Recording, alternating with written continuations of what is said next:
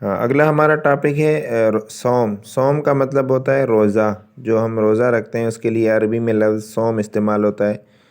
حضور صلی اللہ علیہ وسلم نے حدیث کے اندر روزے کو ڈھال قرار دیا۔ الصوم جنۃ، جنہ کا مطلب ہوتا ہے ڈھال، یعنی جس طرح ڈھال ایک ایسا جیسے ہم خود آج کل جو ہوتی ہے جیکٹ پہنی جاتی ہے، بلٹ پروف جیکٹ جو ہوتی ہے، اسی طرح ڈھال بھی ایک قسم کا لوہی آلہ ہوتا ہے جس کو استعمال کر کے انسان تیر و تلواروں سے اپنی آپ کو، اپنے نفس کو، اپنی جان کو بچا سکتا ہے۔ مطلب کوئی تیر بھی تلوار اس کو نہ لگے، ڈھال اس کے سامنے کر دیتا ہے۔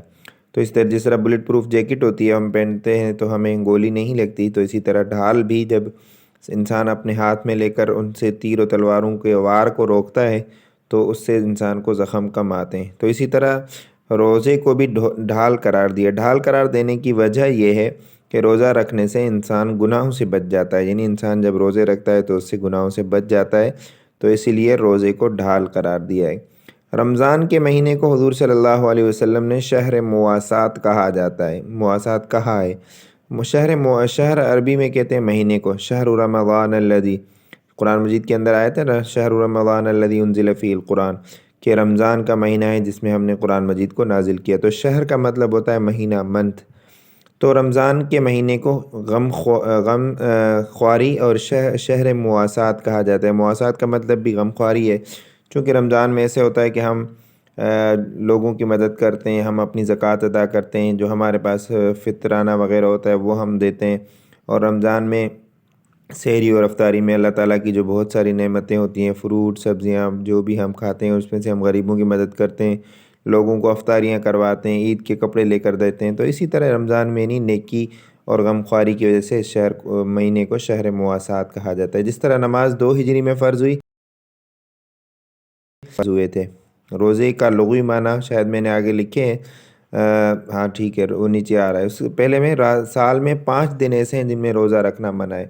تو یہ ایک ضروری چیز ہے، سال میں 5 دن کون سے ہیں؟ ایک تو ایام تشریق، قربانی والے جو 3 دن ہیں ان میں روزہ رکھنا منع ہے، اور جو ہے 2 اور دن ہیں، تو ٹوٹل 5 دن ہیں جن میں روزہ رکھنا منع ہے، اور عیدین کے دن جو ہے وہ 3 تشریق کے دن اور 2 عیدین کے دن، عید کے جو دونوں دن ہیں ان میں بھی روزہ رکھنا منع ہے۔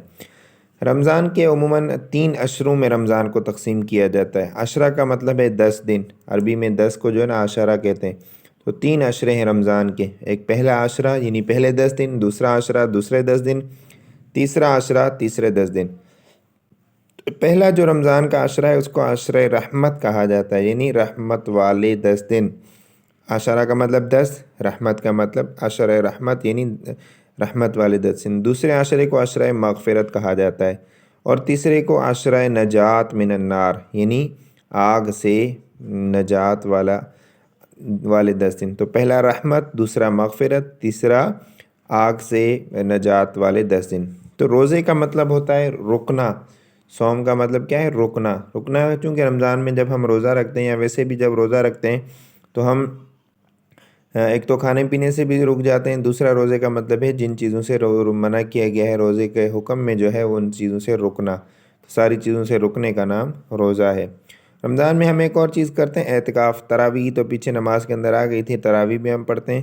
ایک اور چیز ہم رمضان میں اعتکاف کرتے ہیں۔ اعتکاف کا مطلب ہوتا ہے تنہائی اختیار کرنا، یعنی مسجد کے اندر بیٹھ کر اعتکاف کی نیت سے ایک جگہ تنہائی اختیار کرنا، اس کو اعتکاف کہا جاتا ہے۔ آخری مرتبہ حضور صلی اللہ علیہ وسلم نے 20 دن اعتکاف کیا تھا۔ ایک اضافی چیز تھی، حضور صلی اللہ علیہ وسلم نے جب آخری مرتبہ زندگی میں اعتکاف کیا تھا تو وہ کتنے دن کا تھا؟ وہ 20 دن کا تھا۔ اور رمضان میں جو ہم اعتکاف کرتے ہیں تو اس اعتکاف کے لیے روزے کا رکھنا ضروری ہے، یعنی واجب اعتکاف جو ہے اس کے لیے روزے کا رکھنا ضروری ہے، روزے کے بغیر اعتکاف نہیں ہوگا۔